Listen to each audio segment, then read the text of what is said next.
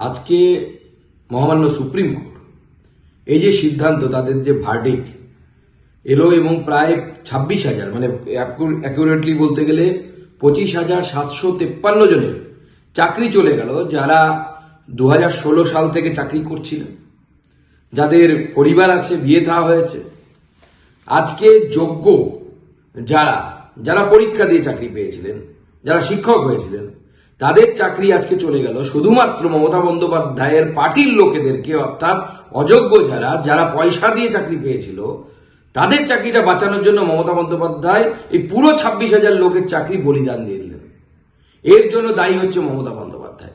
এই যে 26,000 পরিবার আজকে রাস্তায় বসে গেল, এর জন্য যদি কেউ দায়ী থাকে তা হচ্ছে সে হচ্ছে তৃণমূল কংগ্রেস এবং তৃণমূল কংগ্রেসের সর্বময় কর্ত্রী মমতা বন্দ্যোপাধ্যায় এবং তার চেলাচামুন্ডা, যারা লাখ লাখ টাকা নিয়ে এই চাকরিগুলো, কিছু চাকরি এর মধ্যে থেকে 26,000-এর মধ্যে থেকে যারা অযোগ্য তাদের চাকরিগুলো দিয়েছিলেন।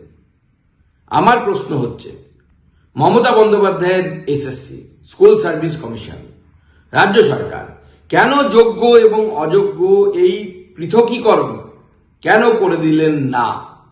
যদি আজকে যোগ্য এবং অযোগ্য এই পৃথকীকরণ মহামান্য আদালতের সামনে রাজ্য সরকার করে দিতেন, তাহলে পরে আজকে কিন্তু এই টোটাল 26,000 প্রায় 25,573 জন এদের কিন্তু চাকরি চলে যেত না।